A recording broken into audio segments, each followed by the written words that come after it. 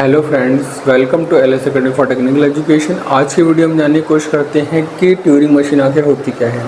तो Turing machine is the mathematical model of any computer और any computing device. कोई भी कंप्यूटर बनाएं हम या कोई भी कंप्यूटर डिवाइस बनाएं, उसके लिए जो मैथमेटिकल मॉडल बनाया जाता है जो ये चेक करता है कि मैथमेटिकली क्या ये कंप्यूटिंग डिवाइस सभी प्रकार की प्रॉब्लम को सॉल्व कर सकती है। तो अगर हमने उसको जो मैथमेटिकल मॉडल तैयार कर लिया तो वो जो मैथमेटिकल मॉडल है वो हमारा क्या कहलाता है, ट्यूरिंग मशीन। तो ट्यूरिंग मशीन कोई सॉफ्टवेयर या हार्डवेयर जैसी कोई चीज़ नहीं है, it is just the mathematical model of any computing device और कंप्यूटर। इसकी हेल्प से it can simulate any computer algorithm. कोई भी कंप्यूटर में एल्गोरिथम बनाए किसी भी प्रॉब्लम को सॉल्व करने के लिए, अगर उसकी कंप्यूटर की एल्गोरिथम हम ट्यूरिंग मशीन की हेल्प से बना पा रहे हैं, यानी कि उसको सिमुलेट कर पा रहे हैं, यानी उसका मैथमेटिकल मॉडल बना पा रहे हैं किसी भी कंप्यूटिंग एल्गोरिथम का, तभी वो प्रॉब्लम फीजिबल है, यानी कि तभी वो प्रॉब्लम एक्चुअली में प्रॉब्लम्स को सॉल्व कर पाएगी। अगर हमने कह दिया किसी भी कंप्यूटर एल्गोरिथम के लिए या किसी भी कंप्यूटिंग डिवाइस के लिए कि इसके लिए हम मैथमेटिकल मॉडल नहीं बना पा रहे, यानी एक तरीके से हम कह सकते हैं कि इसके लिए हम ट्यूरिंग मशीन नहीं बना पा रहे, इसका मतलब है कि ट्यूरिंग मशीन अगर उसके लिए नहीं बन पा रही है कि वो प्रॉब्लम अनसॉल्वेबल है, यानी कि वो कंप्यूटिंग डिवाइस कभी भी बनाई नहीं जा सकती है। इतना इम्पोर्टेंट पॉइंट है कि अगर ट्यूरिंग मशीन नहीं बनी किसी भी कंप्यूटर एल्गोरिथम के लिए या किसी भी कंप्यूटिंग डिवाइस के लिए, तो वो प्रॉब्लम या वो एल्गोरिथम कभी भी वर्क नहीं कर पाएगी। तो हमारी जो ट्यूरिंग मशीन है एक तरीके से कोर पॉइंट है या बेस है किसी भी कंप्यूटर एल्गोरिथम का या किसी भी कंप्यूटिंग डिवाइस के बनने का। If Turing machine can be design, यानी कि उसका मैथमेटिकल मॉडल बना पा रहे हैं हम, तभी वो प्रॉब्लम हमारी क्या है, सॉल्व कर हो पाएगी या वो कंप्यूटिंग डिवाइस हमारी वर्क कर पाएगी। इसलिए आप ट्यूरिंग मशीन में आगे ये भी पढ़ेंगे कि कुछ प्रॉब्लम अनसॉल्वेबल हैं। ट्यूरिंग मशीन अभी आगे आएगा कि ट्यूरिंग मशीन कुछ प्रॉब्लम के लिए नहीं डिज़ाइन कर पाई। तो ऐसी प्रॉब्लम्स जिनका ट्यूरिंग मशीन डिज़ाइन नहीं हो पा रही है, वो सारी प्रॉब्लम्स क्या कहलाएंगी, हमारी अनसॉल्वेबल प्रॉब्लम्स कहलाएंगी। Now will discuss the various tuples जो किसी भी ट्यूरिंग मशीन की मॉडल के लिए रिक्वायर्ड होते हैं। तो किसी भी ट्यूरिंग मशीन में ऐसे 7 टपल यूज़ किए जाते हैं जो उसके मॉडल को डिफाइन करते हैं। ये 7 टपल्स हैं, Q, sigma, Q not, F, blank symbol, gamma और डेल्टा। इनमें से Q हमारा किसको रिप्रेजेंट करता है, finite not empty set of states या टोटल स्टेट्स। किसी भी ट्यूरिंग मशीन की जब हम डिज़ाइन करेंगे उसमें जितनी भी टोटल नंबर ऑफ स्टेट्स होंगी उनका कंप्लीट सेट वो हमारा क्या कहलाएगा, कैपिटल Q या टोटल स्टेट कहलाएगा। दूसरा है हमारा सिग्मा। सिग्मा क्या रिप्रेजेंट करता है, non empty set of input alphabet, यानी जितने भी हम इनपुट देंगे किसी भी ऑटोमेटन में या किसी भी ट्यूरिंग मशीन में, वो जितने भी इनपुट होंगे सिंबल्स, चाहे वो ABCD की फॉर्म में हो स्मॉल या वो 1 2 3 की फॉर्म में हो, जो भी हमारे इनपुट दिए जाएंगे अल्फ़ाबेट, उनका कंप्लीट सेट क्या कहलाएगा, सिग्मा कहलाएगा। यानी ट्यूरिंग मशीन के डिज़ाइन में जो भी हम इनपुट देते हैं सिंबल्स, उनका कंप्लीट सेट क्या कहलाता है, हमारा सिग्मा कहलाता है। लेकिन इसमें एक सिंबल इंक्लूड नहीं होता, that is the blank symbol. Blank symbol does not belongs to sigma. ये जो ब्लैंक सिंबल है कुछ बुक्स में स्मॉल b में रिप्रेजेंट किया गया है, कुछ में ब्लैंक सिंबल से दिखाया गया है, कुछ में ये b से दिए गए, b फॉर ब्लैंक सिंबल। ये काफ़ी एक इम्पॉर्टेंट सिंबल है जिसका हम ट्यूरिंग मशीन के डिज़ाइनिंग में यूज़ करेंगे। अगला हमारा आता है Q0। Q0 हमारा किसको रिप्रेजेंट करता है, किसी भी ट्यूरिंग मशीन की इनिशियल स्टेट को रिप्रेजेंट करता है। F, कैपिटल F किसको रिप्रेजेंट करता है, सेट ऑफ फाइनल स्टेट्स या सेट ऑफ एक्सेप्टिंग स्टेट।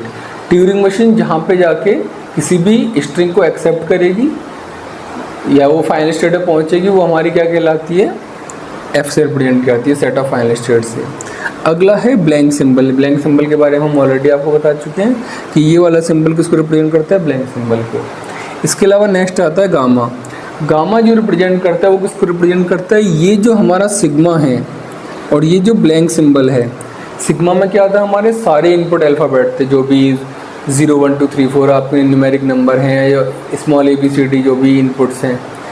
अगर इन सिंबल में, इनपुट अल्फ़ाबेट्स के सिंबल में हम इस ब्लैंक सिंबल को भी ऐड कर दें, क्योंकि आप ये देखिए यहाँ पर हमने सिग्मा में ब्लैंक सिंबल को ऐड नहीं किया है, तो अगर हम सिग्मा में ब्लैंक सिंबल को भी ऐड कर देते हैं तो जो कंप्लीट सेट आएगा वो क्या कहलाएगा, गामा कहलाएगा।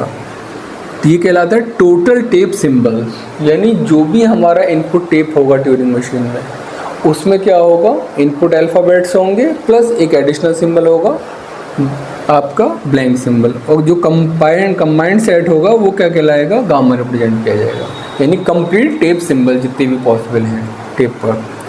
सिग्मा क्या कहलाता है, हमारा ट्रांजिशन फंक्शन कहलाता है। ट्रांजिशन फंक्शन का मतलब है एक स्टेट से दूसरी स्टेट पे कैसे जाते हैं। इसको समझने से पहले हम थोड़ा सा ट्यूरिंग मशीन की वर्किंग को समझने की कोशिश करते हैं कि ट्यूरिंग मशीन वर्क कैसे करती है, तभी हम इस लास्ट आपका जो टपल है ट्रांजिशन वाला डेल्टा, इसको समझ पाएंगे। तो इधर हमने एक ट्यूरिंग मशीन का मैथमेटिकल मॉडल बना रखा है। इसमें आप देखिए हमने एक इनपुट टेप लिया हुआ है, दिस इज़ इनपुट टेप, जिसकी लेंथ क्या होती है, दोनों ही साइड में इनफाइनाइट होती है। यानी ट्यूरिंग मशीन का जो इनपुट टेप है वो लेफ्ट हैंड साइड में और राइट हैंड साइड में, दोनों साइड में इनफाइनाइट लेंथ का हो सकता है, यानी इसमें इनफाइनाइट नंबर ऑफ सिंबल्स आ सकते हैं, पहली चीज़। अगली चीज़ ये है कि छोटे छोटे पार्ट्स में डिवाइड रहता है। ये जो भी हमारी ट्यूरिंग मशीन का टेप है वो छोटे छोटे पार्ट्स में डिवाइड रहता है। इसमें हर पार्ट अपने आप में क्या कहलाता है, सेल।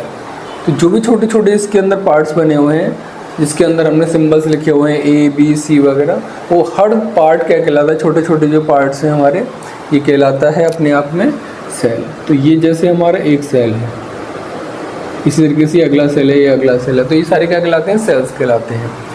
इसके अलावा आप देखिए फाइनाइट कंट्रोल। फाइनाइट कंट्रोल क्या है, जो पूरा एक तरीके से जैसे कंप्यूटर में कंट्रोल यूनिट होती है, उसी तरीके से फाइनाइट कंट्रोल क्या करता है, पूरे ट्यूरिंग मशीन की वर्किंग को कंट्रोल करता है। यही जो ट्रांजिशन फंक्शन हम यहाँ पढ़ने जा रहे हैं, इसको कंट्रोल करने का काम मुझे क्या करेगा, फाइनाइट कंट्रोल करेगा।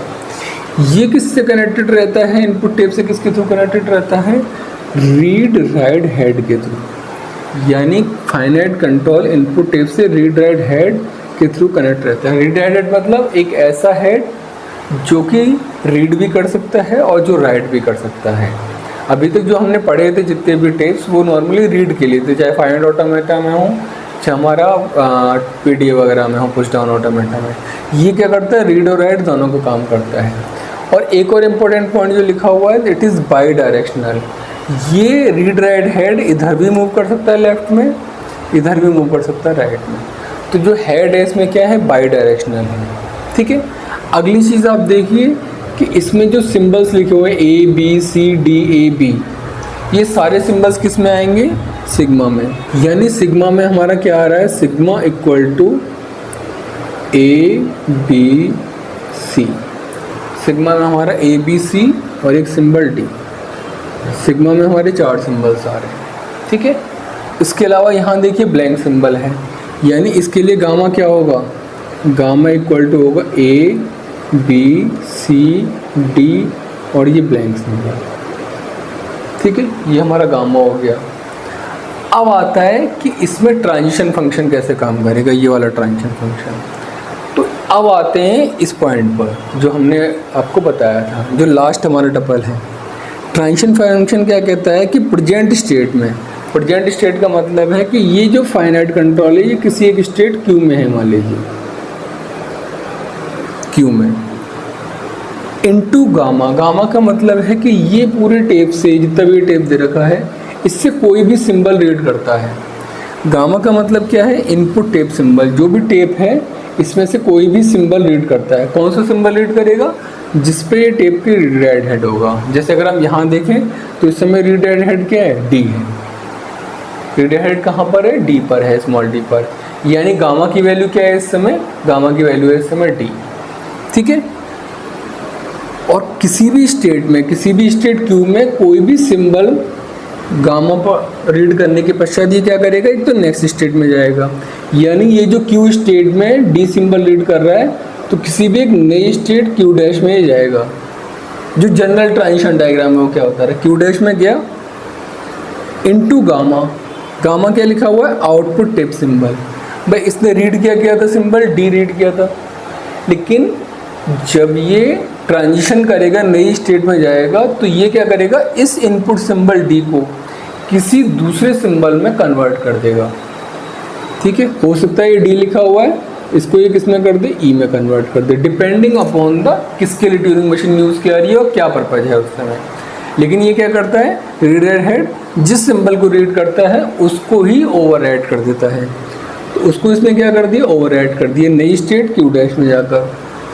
नई स्टेट जो क्यू डैश है, हो सकता है वो कोई नई स्टेट हो सकता है वो जो स्टेट है सेम क्यू वही हो, यानी ऐसा भी पॉसिबल है कि जो क्यू डैश है वो किसके इक्विवेलेंट हो, क्यू के इक्विवेलेंट हो। ठीक है, तो नई स्टेट में गया, नया आउटपुट टेप सिंबल लिखा है यहाँ पर, और उसके अलावा क्या करना है इसको, इंटू एल कोमा आर, या तो टेप राइट में मूव करेगा या टेप लेफ्ट में मूव करेगा, मूवमेंट भी तो होगा टेप का। तो या तो टेप इधर राइट मूव कर जाएगा यानी कि इस ए पर आ जाएगा, और या टेप हो सकता है किस पे आ जाए, लेफ्ट मूव कर जाए यानी कि इस ब्लैंक सिंबल पे आ जाए। ठीक है, तो वो ट्यूरिंग मशीन हमारी कैसे काम करती है, ट्यूरिंग मशीन ऐसे काम करती है, किसी भी स्टेट में कोई भी सिंबल पहले टेप से रीड करेगी, रीड करने के पश्चात किसी नई स्टेट में जाएगी जो कि हो सकता है सेम स्टेट हो या कोई नई स्टेट मिले। उसके अलावा जिस सिंबल को रीड किया है उस सिंबल को पहले ओवरराइट करेगी depending upon the various problem जो हम आगे पढ़ेंगे। उसके अलावा इसका मूवमेंट होगा किधर, लेफ्ट या राइट। लेफ्ट गए जाएगी तो ये ए के नीचे पहुंच जाएगा हेड, और राइट जाएगी तो ये ए पर पहुंच जाएगी, और लेफ्ट अगर मूवमेंट होगा तो ये ब्लैंक सिंबल पे आ जाएगी। ठीक है, फॉर एग्जांपल हमने एक दिखाया है वैसे अपनी तरफ से एग्जांपल कि मान लीजिए ये C B A B D, ठीक है, क्यू नॉट स्टेट में इसने ए सिंबल रीड किया। ठीक है, क्यू नॉट स्टेट में ए सिंबल रीड किया, ये इसके इधर सिंबल है कुछ, ये इधर सिंबल है। ट्रांजिशन के पश्चात क्या हो रहा है, ये क्यू नॉट से किस स्टेट में चला गया, Q1 में। हमने बताया था किसी भी स्टेट क्यू नॉट में इसने क्या करा है, ए सिंबल रीड करा है। अब ए की जगह इसने क्या कर दिया, देखिए ए की जगह तीसरे नंबर पर देखिए यहाँ ए लिखा हुआ है, उसकी जगह इसने क्या कर दिया, बी कर दिया। नई स्टेट कौन सी आ गई, Q1। ठीक है, और साथ में किधर मूवमेंट कर गया ये, पहले यहाँ था थर्ड नंबर पे, कहाँ पहुँच गया, फोर्थ नंबर पे। इसका मतलब ये हुआ ओवरऑल कि क्यू नॉट स्टेट में, देखिए क्यू नॉट स्टेट में क्यू की जगह क्या आ गया, क्यू नॉट स्टेट, क्या रीड किया इसने, ए सिंबल, यानी गामा की जगह क्या रीड किया, ए सिंबल। रीड करने के पश्चात क्या हुआ, क्यू नॉट का तो Q1 हो गया, यानी कि नेक्स्ट स्टेट हमारी क्या हो गई, Q1 हो गई। ये देखिए Q1 लिखा हुआ है। ए की जगह क्या हो गया, बी हो गया। देखिए नया सिंबल आउटपुट सिंबल की जगह क्या आ गया, बी आ गया हमारा। ठीक है, साथ में मूवमेंट किधर हुआ है इसका, ए की जगह बी पे पहुंच गया, यहाँ पर फोर्थ नंबर पे, यहाँ देखिए रीडेड हेड है, इसका मतलब मूवमेंट किधर हुआ है इसका, राइट में। तो एल और आर की जगह क्या आ गया, राइट आ गया। तो ओवरऑल इसने क्या देखा है कि क्यू नॉट स्टेट में ए सिंबल रीड करने पर नई स्टेट Q1 आ जाएगी, ए की जगह बी आ गया सिंबल, देखिए ए की जगह बी आ गया, और किधर मूवमेंट हो गया हेड का, राइट हैंड साइड में मूवमेंट हो गया। ठीक है, तो ये हमारी क्या है, ट्यूरिंग मशीन के काम करने का तरीका है कि ट्यूरिंग मशीन किस तरीके से काम करती है। इसकी हेल्प से हम कोई भी प्रॉब्लम सॉल्व कर सकते हैं जो हमने DFA में पढ़ा, NDFA में पढ़ा, PDA में पढ़ा, लीनियर बाउंड्री ऑटो में पढ़ा, यानी कि जितने भी ऑटोमेटा हमने पढ़े हैं वो सारी की सारी प्रॉब्लम जो अब तक सॉल्व हुई हैं वो सिर्फ और सिर्फ ट्यूरिंग मशीन के हेल्प से भी सॉल्व की जा सकती हैं। इसलिए ट्यूरिंग मशीन को सबसे ज़्यादा पावरफुल माना जा सकता है।